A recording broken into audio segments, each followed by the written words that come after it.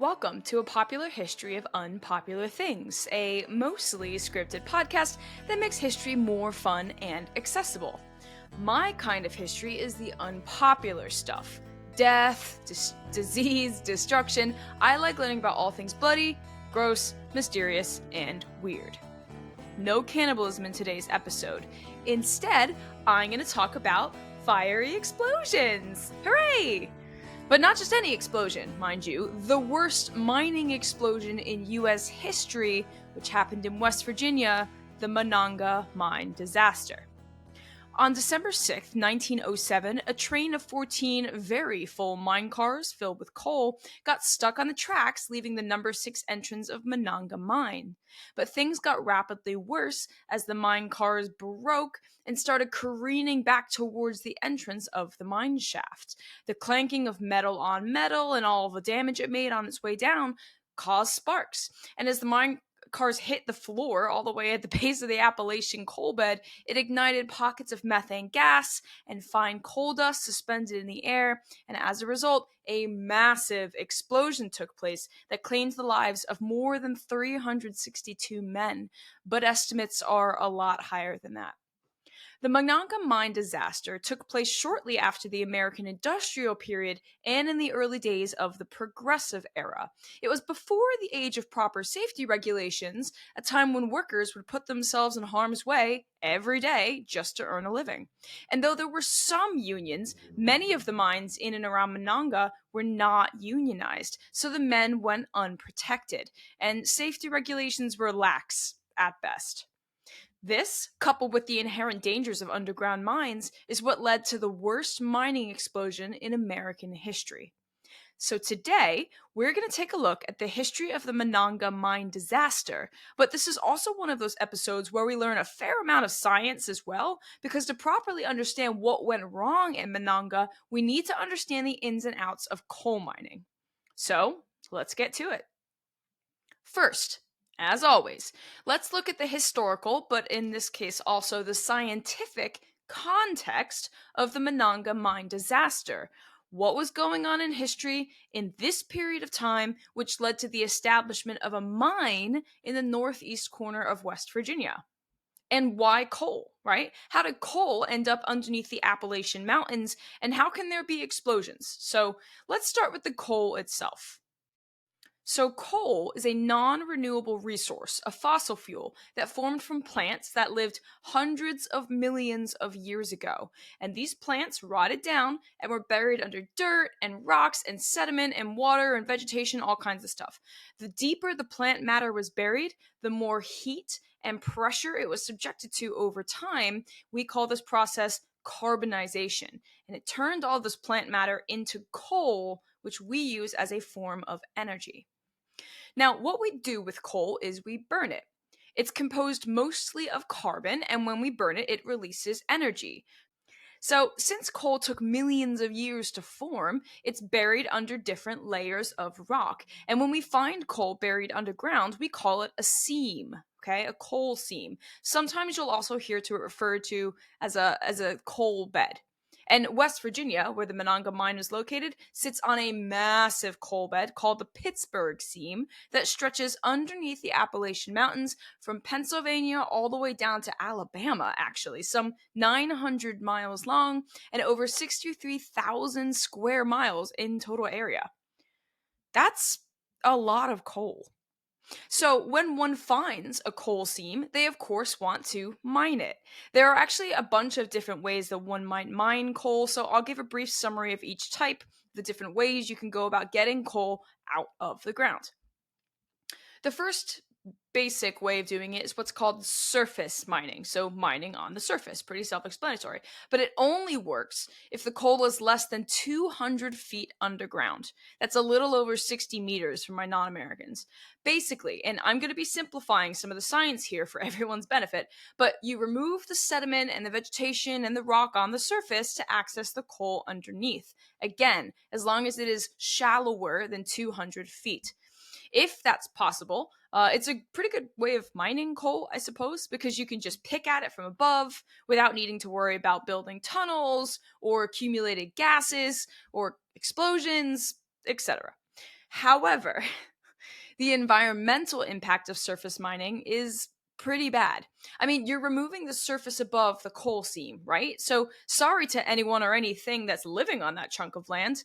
It's gone now, it's removed. Habitats are destroyed, ecosystems are ruined. That careful balance is now unbalanced. There can be landslides as a result of removing so much topsoil. The ground can sink. There might be cave ins, which, by the way, is called what is it called? Subsidence. Subsidence, by the way. I was about to say subsistence. That's wrong. Subsidence. And if there are any toxic gases that happen to be trapped underground, if you remove the grounds, they're released, right? And they go right into the atmosphere. You can also mess with the water table and the different levels, any nearby aquifers. You get the point, right? There are consequences to just picking up and removing a chunk of earth. But how would one go about removing a chunk of earth to access a relatively shallow pocket of coal if that's what you were trying to do, right? Well, there are three ways of surface mining actually: strip mining, open pit mining, and mountaintop removal.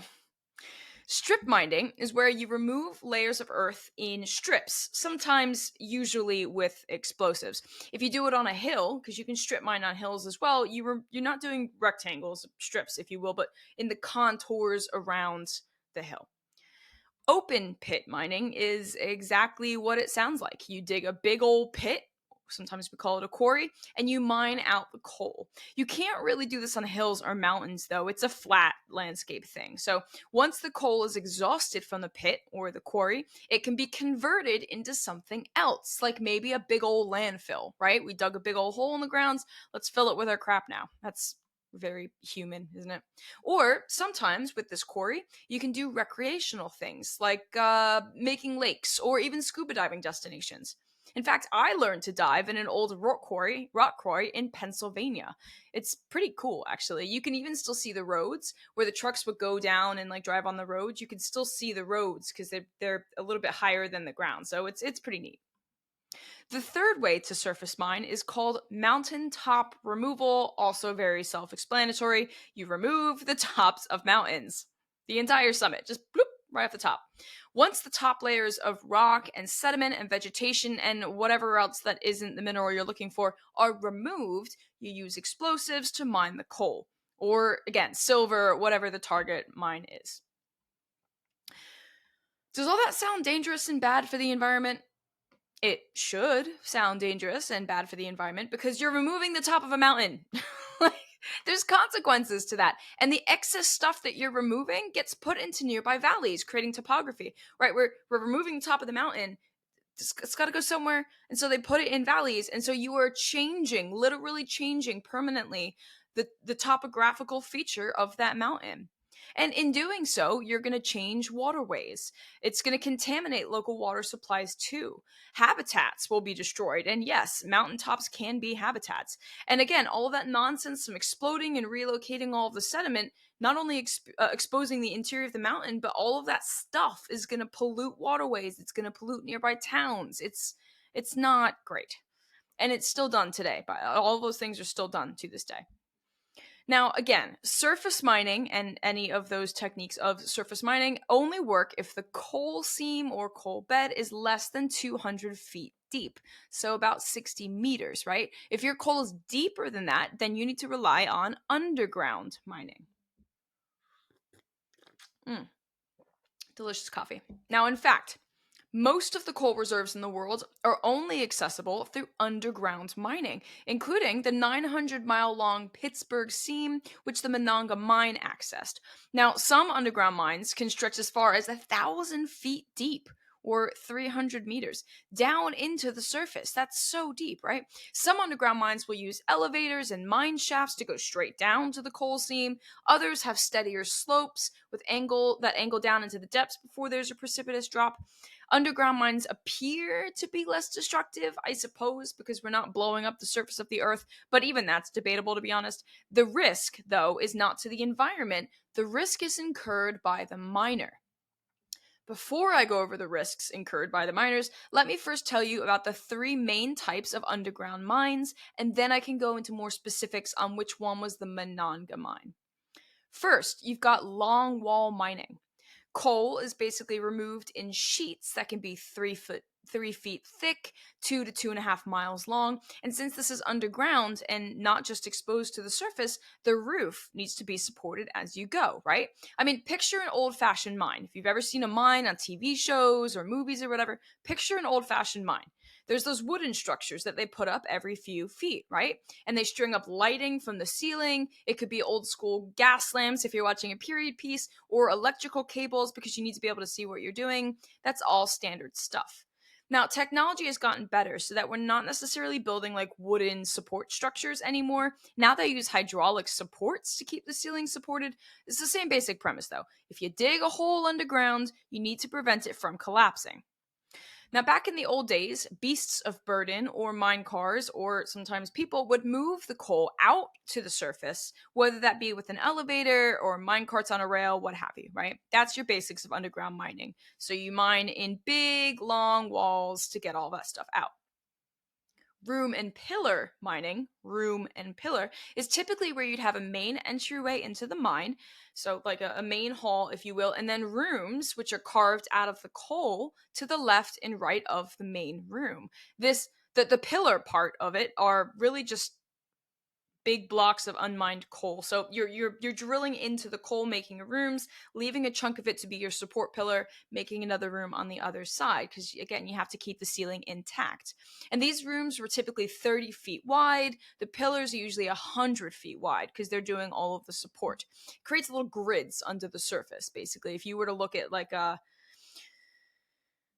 bird's eye view, if you could kind of look through the ground and look down into a room and pillar mine, it would look like a city almost with different grids and blocks, very geometrical. Retreat mining is like room and pillar mining, except when the room is cleared of all of the mineable coal, they abandon the room, they destroy the pillar, and then they use that coal as well. So there's less wasted coal, if you will.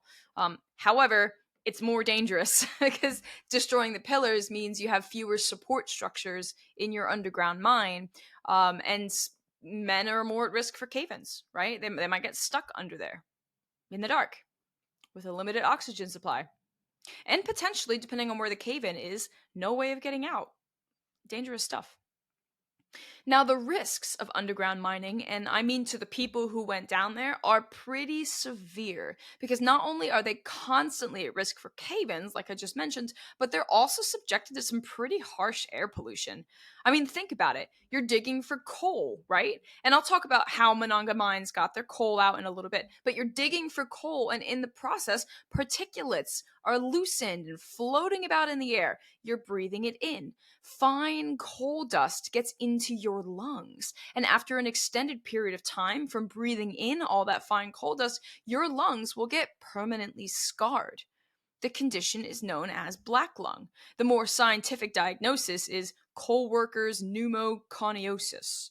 But black lung can happen to anyone breathing in massive and consistent amounts of coal, by the way. And since it's not since it doesn't have to be miners, but my point is it usually is just miners because miners are the ones mining coal.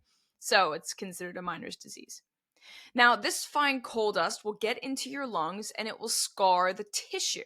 Scarred tissue in your lungs means you have less capacity to hold breath. You have a smaller lung capacity, so it gets harder to breathe. It's also going to irritate the lungs and the lining, so you're going to suffer from inflammation, which makes it even harder to breathe as well. And if this continues for long enough, your lung cells will start to die off.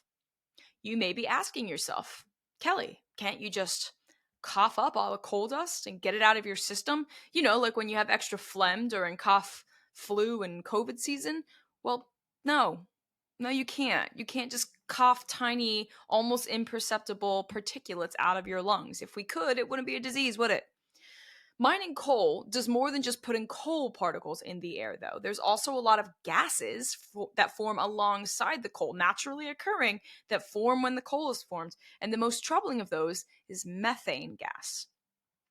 Methane gas is colorless, odorless, and flammable, which means it can catch fire in certain concentrations. Methane is also, by the way, lighter than air. So in an underground mine, it's going to be at the top. It's going to line the roof because it's much lighter than the combination of gases that forms air, right?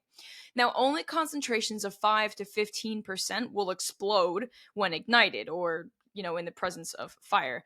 Any more than that, and the gas density is displaced by oxygen and it's just not as flammable. But in the right conditions, methane can ignite. And what happens in an underground tunnel when a gas ignites, especially if there's also a fine dusting of coal and fossil fuel in the air? Explosions, right? And that's why mines have ventilation systems. Back in the day, though, it would just be like a massive fan that they would install near the entrance, pulling air up and out. And I mean massive. I'm talking like a 10-ton fan, sometimes like 30 feet, huge fan. Okay. Now, they would use this to pull air up and out.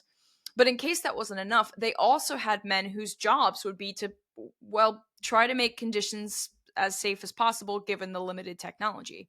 This position was often called the fire boss because they'd be trying to prevent fires from happening, and he would do a daily inspection. In fact, they'd usually do twice daily, a morning shift and a night shift. Now, to get rid of excess coal dust floating around in the air, these early 20th century fire bosses would sprinkle water. Sprinkle water. The idea was to make the coal dust inert, which would make it less explosive. So, in my research, I found this report published in 1924 that refutes the idea that watering mines is what helped prevent explosions. Not that it wasn't helpful, but it wasn't going to stop an explosion from happening. Here are some excerpts from that article. Quote, any lingering doubt that mining engineers may have had as to the efficiency of sprinkling water to prevent coal dust explosions has been rudely shattered by the recent explosion in the Castle Gate mine of the Utah Fuel Company, which killed 172 miners. There is no doubt that sprinkling water was carried out in this mine as effectively as natural conditions would permit. Utah operators have placed great confidence in their sprinkling operations, even to the extent of believing that it was impossible to have an explosion occur at any mine in which the system was properly used. Sprinkling was considered the most important part of the safety measures. Until quite recently, sprinkling has been almost universally adopted in this country as a means of rendering coal dust inert, or at least incapable of propagating an explosion. But some of the most dangerous practices have to do with the methods used in handling gas accumulations. End quote. So it's not necessarily just the coal dust and sprinkling it to make it inert, right? But we also have to worry about methane gas. And on top of that, it's just not feasible to douse the entire mine in water all of the time, as it would get in the way of the actual coal mining part. On top of sprinkling water, though, the fire boss would walk around with a torch. It was called it was a wolf torch, something like that, with to approximate the percentage of methane gas. They had a way of telling the concentration of methane based on how the flame within the glass enclosed torch reacted. If an area was too gassy, it would be shut off until it was properly ventilated and deemed safe to work in again. The miners would be informed upon entry which rooms not to use. They would close it off with a little bit of tape, right? And that would be that. And these fire bosses were supposed to be certified too, so they knew what they were doing and they could help prevent explosions and such. So now that we know a little bit more about coal and the basics of coal mining, and we're clear on some of the dangers that coal miners faced, boom explosions, black lung, all of that, let's focus in on the subject of today's podcast. The Monongah Mine. It was a room and pillar style underground mine with several different entrances. It had 475 rooms too, so like a pretty well used room and pillar underground mine. At its peak, it had hundreds of miners. We're talking 5, 6, 700 miners working there on a given day, including the men who went underground, but also those who worked for the mining company but didn't, do the physical mining bit. Even boys as young as 8 years old sometimes got jobs there. They wouldn't be doing the mining, but they might work the ventilation fans. Now, the mine itself wasn't even properly built until the late 19th century because of its location, actually. Sure, there was coal in the Appalachian Mountains, they knew that, but without the proper infrastructure to get it out of the mine and then into the market, there'd be no point of mining. It wasn't until railroad lines were built into the region starting in 1883 that mining really took off. For a long time, the nearest rail was 8 miles away in Fairmont, West Virginia. And it's not like you're going to haul haul all this coal 8 miles over the Appalachians, right? You need a train, you need infrastructure. So in the late 19th century, trains were put in, and they were the ones in use hauling coal and other resources across the country. And mines like Monongah started popping up in the Appalachians to take advantage of that. And who worked in these mines? Well, if there was such a market for coal, then it would stand to reason that there should be a boom in coal mining jobs. And there were. And a lot of those jobs were taken up by immigrants. So, in US history, not necessarily related to mining here, but just generally speaking in US history, the mid 19th century, that's the mid 1800s, saw an increase in immigration, right? First, we saw an influx of Irish, English, Scottish, Welsh, German immigrants, Northern, right, and British Isles. Go listen to my podcast on the Irish potato famine, by the way, for more information about that. But towards the end of the 19th century, so that's the late 1800s, there was an increase in Southern and Eastern Europeans, primarily Italians. Now, later on, in the early 20th century, so that's the early 1900s, there was also the Great Migration, which was a large movement of African Americans from the South in search of better jobs up north, though particularly in the Midwest and in cities like Chicago. But some found their way to the coal mining regions in West Virginia because coal mining jobs there were popping up all of the time. And while there were some African American miners at Monongah, the majority group of workers at the mine were by far, like half, if not more, Italian immigrants. Now, this lines up with the timing, too. Monongah Mine was officially opened up around the time that the railroad lines were built in, so like 1883, or just more generically, the 1880s, which was the beginning of peak Italian immigration time. But in addition to the Italians, there were also Hungarian, Polish, Russian, Austrian, Greek, and Turkish immigrants working at the mine, in addition to the second generation immigrants I mentioned before and African American miners. And for some of them, they weren't just there by themselves, but they brought their families too, their wife and their kids. So, houses were built and rented out to the mining families or the single men who were working underground. And then with houses came bars and stores and restaurants and barbershops, grocery stores, right? All of the elements you would need for a little town.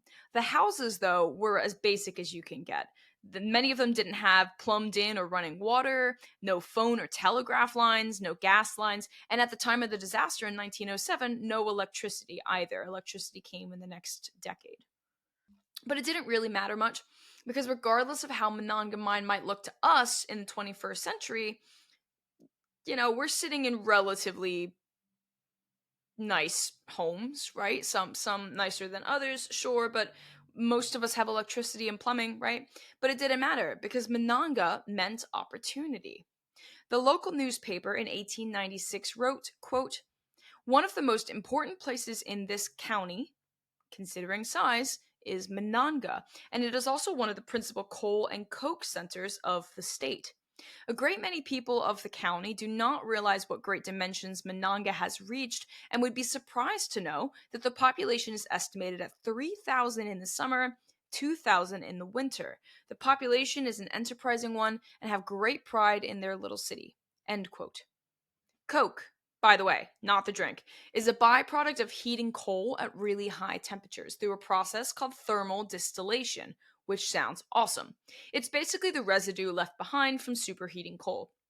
It's a solid fuel. It's got a very high concentration of carbon and fewer impurities than coal. It's used a lot in the steel industry as fuel instead of coal because it burns hotter, right? So it's usually preferred in the steel industry, which was also kicking off in this time. So it's a more carbony fuel, burns hotter, and it's created by superheating or burning coal. The Monongah mine had a pretty big coke distillery in addition to the basic coal exports, and a lot of times the mine cars would be bringing coal straight from the mine into the coke processing plant. Now, back on the subject of Monongah, the town, the Fairmont Times newspaper in 1903 reported that, quote, "The sparsely populated valley of the West Fork, which, by the way, is the river cutting through Monongah, affords support for almost 1,100 miners and their families. In visiting Monongah, we are always reminded of Mr. Pickwick's description of a town in England. He says, there is a great opportunity of dirt, smoke, and dust to be found, but to those who look upon this as a sign of commercial prosperity, the sight is truly gratifying." End quote. Mr. Pickwick, by the way, is a Charles Dickens character. Dickens grew up in gross, smoggy industrial England in the 19th century, so comparing Monongah to a smoky, dusty, coal-covered place, it just made sense, right? So as the town grew, so did the mines, and the call for more workers came in. The Consolidation Coal Company, which was a company that merged with the Fairmont Coal Company, which owns the mine, put out ads calling for over 2,000 miners and helpers, so people who would still be involved in the mine but not actually mining, to come to the Monongahela Valley for work. But here's something curious that I saw in the ad. They advertised the coal seam as free from explosive gases. That's weird. So, mines can be classified as either gassy or non-gassy, which is hilarious, by the way. Are you gassy or non-gassy? Now, it's pretty self-explanatory, though, right? Despite the fact that it's ridiculous. Gassy mines are mines that are on coal seams with with a lot of natural methane around it, right? Gassy mine, it's got gas. Non-gassy mines don't have that problem. Very clear. Monongah was legally classified as a non-gassy mine, which this ad seems to confirm. However, there were gases in Monongah Mine, so this was just a straight up lie. Logs confirm that gas was recorded in the Monongah mines even the night before the disaster, before the explosion. So it should have been classified as a gassy mine, but it wasn't. It was Monongah Mine Superintendent J.C. Gaskill who managed to persuade the West Virginia State Mine Inspector, E.V. Biner, to let them keep their non-gassy status. And I'm using their names because they done messed up. Now, that's going to come into play later, so just keep that one in the back of your mind. The two mines that exploded, number 6 and number 8, opened in 1899 and 1905, respectively. They're what we call slope mines. So they're underground mines, right? But the entrance slopes down towards the coal bed. It'll slope down for a bit before you get to the mine shaft part, all right? The coal seam in numbers 6 and 8 was 8 feet high. And as I mentioned before, it was a room and pillar style mine, 475 rooms. The rooms were all perpendicular off the main entryway. Now, to actually extract the coal, the miners used a 3-phase system. First, miners would remove a 4 to 6 inch slice from the bottom of the coal seam, so basically the bottom of the wall in each room. This is to provide room for expansion for the next phase. Phase 2. Once that slice was removed, the miners would drill 3 holes, boring 6 to feet 8 deep into the coal face, about chest high. So 1, 2, 3. That's the second phase. So you make a slice in the bottom, you drill 3 holes into the wall, and I bet you know what's coming next. Phase 3, boom. Okay, we load up those holes with black powder explosives, plug the holes, and ignite. The energy from the explosion has nowhere else to go because the hole was tightly plugged, so it dispensed, or rather was displaced, into the little void that they carved into the bottom of the coal wall.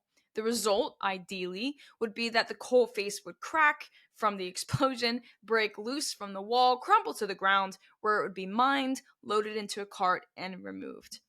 Now, each miner was paid based on the amount of coal they dug up and removed each day. So they would bring the coal up to the surface, weigh the amount, it would be logged by an admin, and at the end of the day, the total amount would be tallied and he'd be paid a certain amount based off of the amount of coal.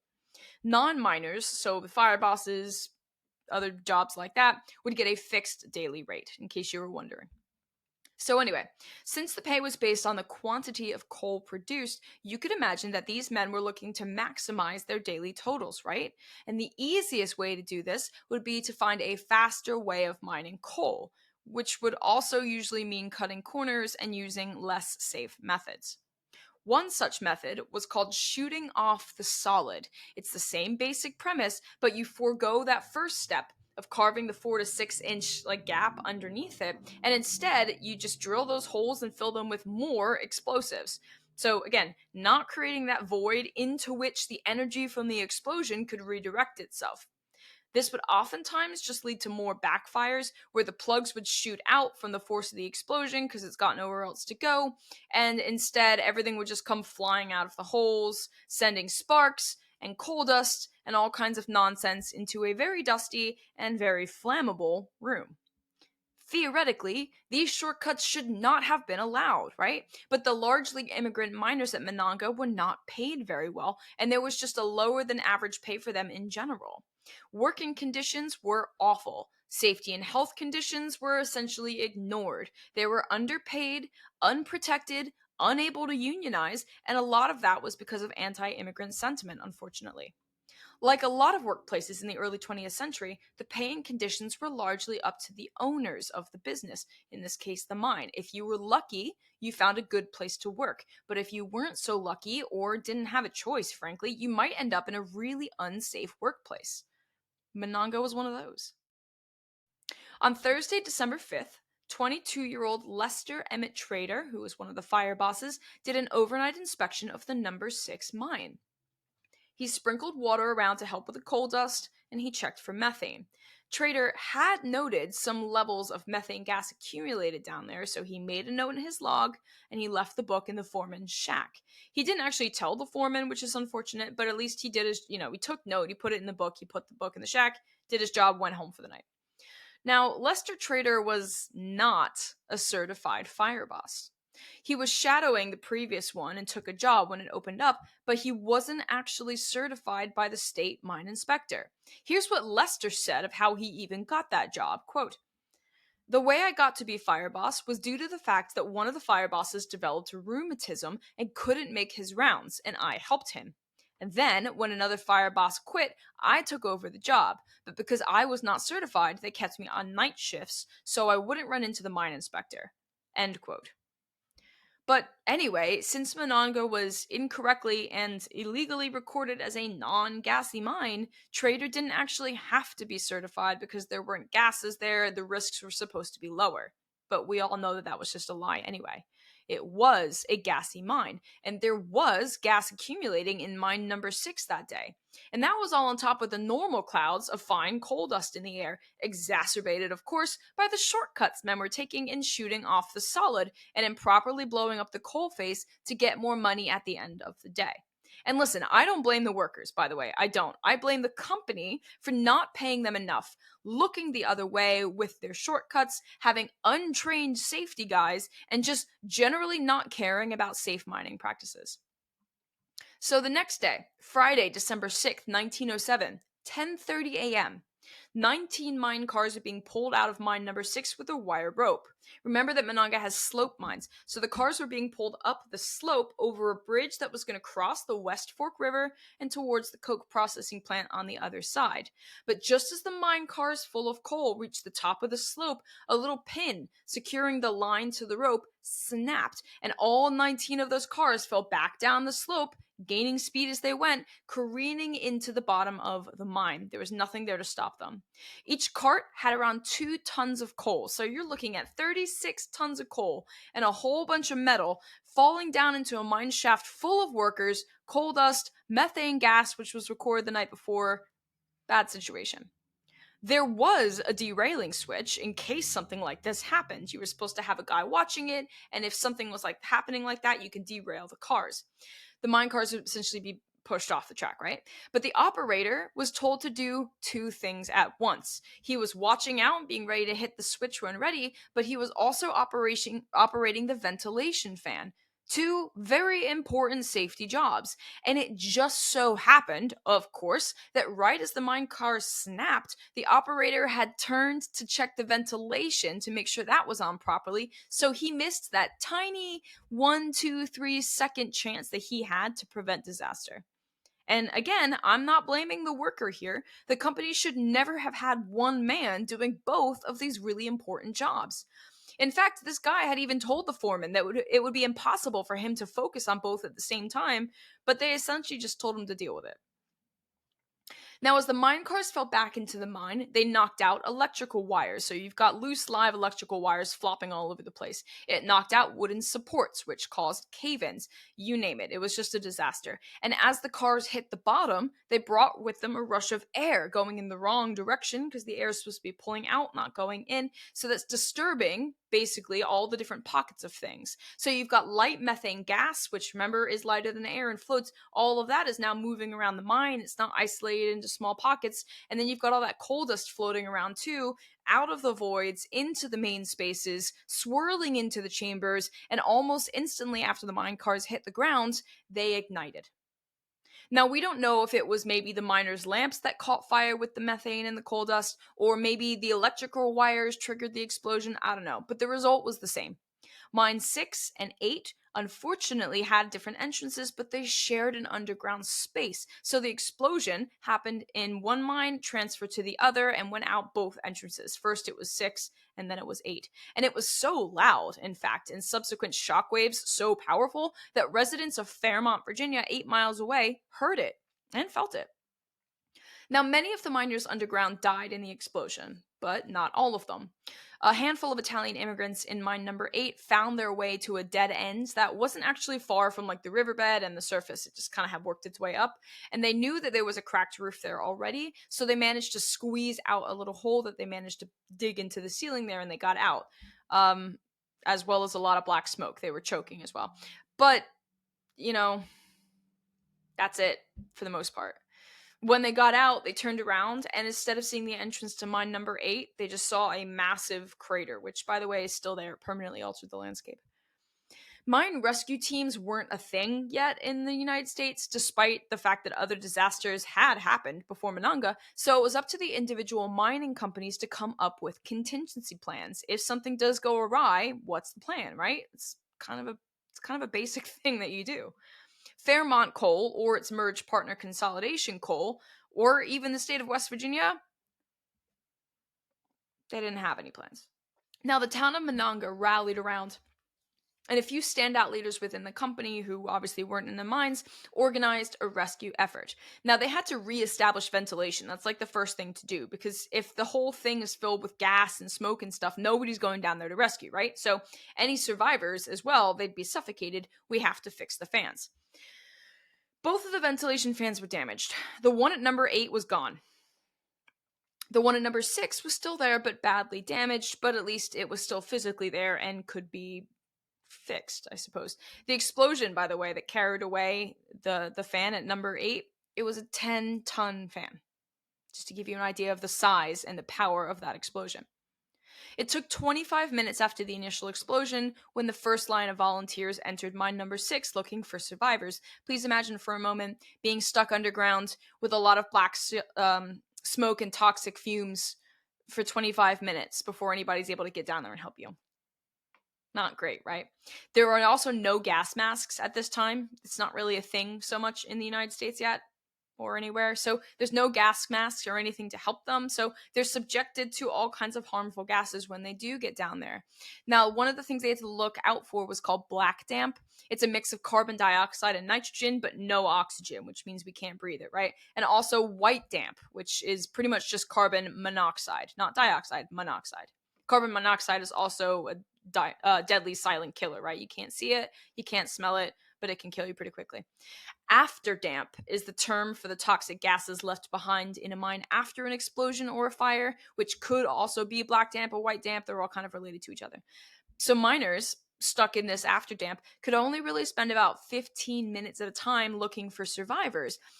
But again, if they couldn't stay down there more than 15 minutes at a time, how long could the miners survive if they weren't killed in the initial blast? In a weird way, thinking about that, actually, it reminds me of the cleanup efforts after Chernobyl. If you didn't listen to my podcast episode or watch the show, I guess, men were sent out onto the rooftops of Chernobyl to clear off the radioactive graphite that was left behind from the explosion, which they had to do before they could actually contain it all. But it was so radioactive that the workers, the volunteers, the forced volunteers, they couldn't stay out there for more than a minute or two at a time. And that would still be enough to shorten their lifespan, like by a decent amount. I did an episode on Chernobyl, by the way, so it's if you haven't heard that one, go have a listen. It's definitely one of my more popular ones.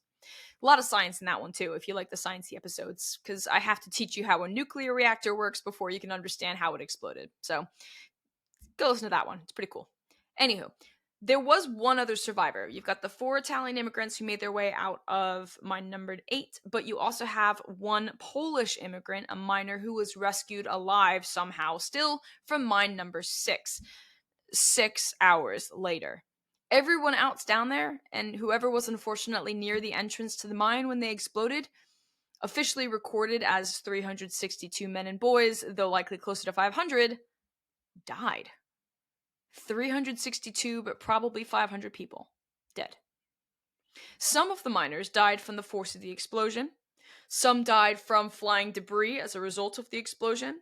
Some might have died from impact trauma. If they were, blasted into the wall, they might have died from that impact. Others would have died from burns or smoke inhalation. Pretty rough stuff. It wasn't until 9 p.m. that night, almost 11 hours after the initial explosion, that the ventilation fan at mine number 6 was repaired and operational again. And a search party, the third search party actually, was sent into a now slightly more ventilated mine to look for survivors.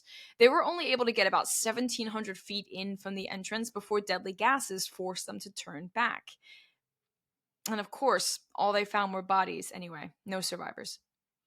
Rescue operations continued, but the afterdamp as well as the cave-ins made progress slow, and fires would also break out periodically as oxygen-starved areas with smoldering coal ignited with the fresh air brought into the mine from the fixed ventilation system. Now, in his book on the Monongah Mine Disaster, which is brilliant by the way, Davitt McAteer recounts some of the horrors of these rescue teams. Quote, "The rescuers were faced with horrible scenes.